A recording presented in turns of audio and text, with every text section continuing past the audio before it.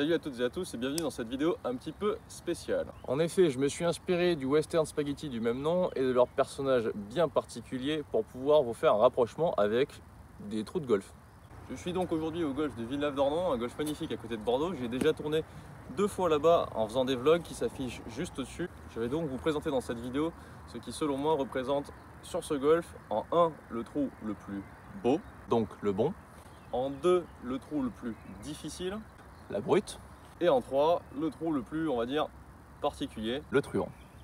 Allez, c'est parti tout de suite pour le trou le plus beau. C'est un par 4 de 325 mètres que je vous présente tout de suite. Le trou numéro 16 n'a de bon que sa beauté, car ce par 4 de 325 mètres vous propose un réel challenge avec son fairway étriqué serpentant entre les obstacles. Le trou numéro 16 peut littéralement noyer vos espoirs de performance et les grenouilles se font d'ailleurs une joie de récupérer vos balles.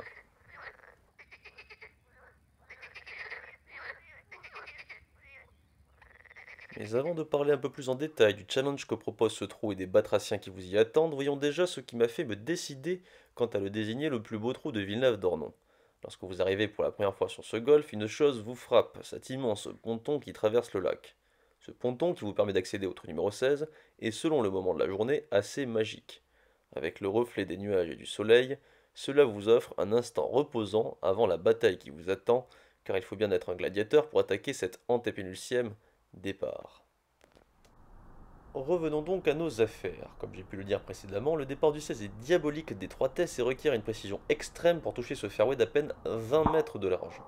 Mais, une fois passé, il ne devrait vous rester qu'un petit coup vers un green, certes entouré d'eau, mais plutôt simple à attaquer car dépourvu de bunker.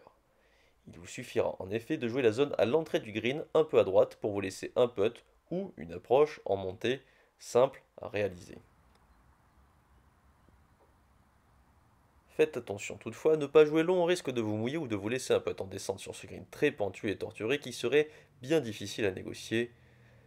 Enfin, vous connaissez désormais toutes les facettes de ce trou numéro 16 de Villeneuve, aussi beau que sauvage. Dites-moi en commentaire si vous aussi vous appréciez la beauté brute de ce par 4. On enchaîne directement avec le trou numéro 9 que j'estime être la brute.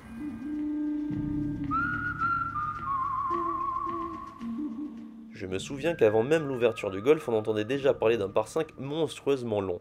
Mais ce que nous ignorions, c'est qu'en plus d'être long, il serait également diaboliquement étroit. Bienvenue sur le trou numéro 9 de Villeneuve, presque 600 mètres du départ du fond, ce par 5 de 490 mètres des boules rouges est donc plus long des départs avancés que la moyenne des par 5 en France des départs blancs. Obligé de taper le driver depuis le départ pour trouver le fairway bloqué entre les marécages n'est que la première étape pour obtenir un bon score sur ce trou. La seconde, continuez à trouver le fairway mais en faisant un choix, puisque le trou tourne à gauche à 200 mètres de l'entrée du green. Premier choix, continuez à taper tout droit avant le virage pour éviter tous les obstacles. Cette stratégie très safe vous laissera en revanche encore une sacrée distance pour le green, aux alentours des 200 mètres. Cela dit, un bogey étant déjà un bon score sur ce trou, ne pas perdre de balle devrait être votre priorité. Deuxième choix, jouez le long de l'obstacle d'eau de gauche avec un club plus long. Plus risqué, mais la récompense à la clé est un coup plus court pour le green aux alentours de 160 mètres. Attention toutefois à jouer le bon club car en été l'obstacle d'eau au fond à droite peut arriver plus vite qu'on ne le croit.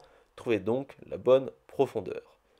Troisième choix, pour les meilleurs joueurs et les plus téméraires, directement par-dessus les arbres avec à la clé un coup beaucoup plus court de moins de 130 mètres pour le green et une réelle chance de le toucher en régulation. Évidemment, il faut jouer long, très long, pour ne pas finir court dans l'obstacle car votre drop avant celui-ci risque d'enterrer pour de bon votre score sur ce trou. L'attaque de green, quant à elle, sera donc très certainement longue, mais heureusement, celui-ci est plutôt généreux même si deux bunkers sont là pour accueillir vos coups égarés. Les sorties en question étant très vite compliquées car souvent très longues, je vous propose, si vous avez un long club entre les mains, de viser plutôt la partie gauche du green, beaucoup plus ouverte. Ainsi, il vous restera un putt ou une approche en montée bien plus simple à exécuter.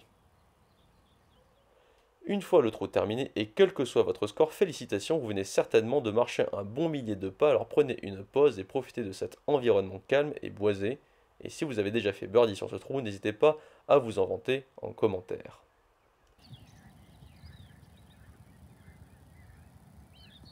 le trou numéro 9 est terminé. Maintenant, c'est au tour du truand que je vous présente. Et j'ai nommé trou numéro 1.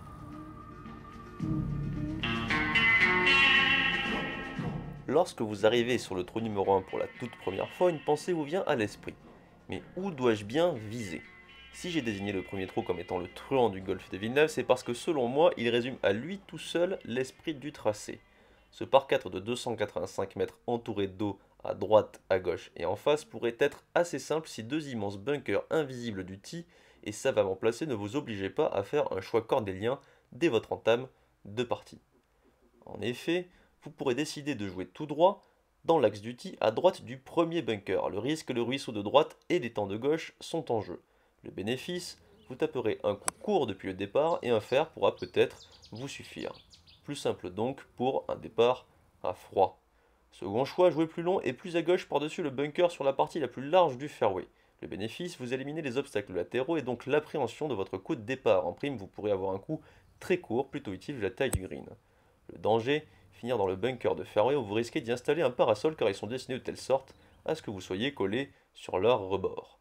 Troisième choix pour les joueurs les plus puissants et les plus agressifs, attaquez le green directement. Si vous réussissez, le birdie ne sera pas loin, toutefois attention au très haut rough à gauche et à l'eau derrière le green.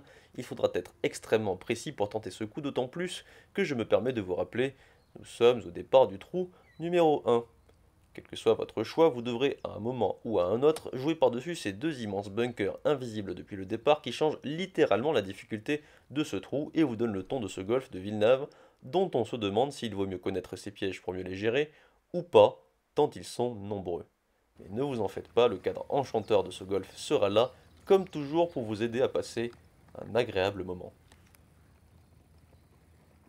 Voilà, j'espère que cette vidéo vous a plu. Si c'est le cas, n'hésitez pas à la liker et à la partager, à vous abonner à ma chaîne YouTube si ce n'est pas déjà encore fait, et à activer la petite cloche pour recevoir toutes mes prochaines vidéos. Je vous remercie et je vous dis à bientôt.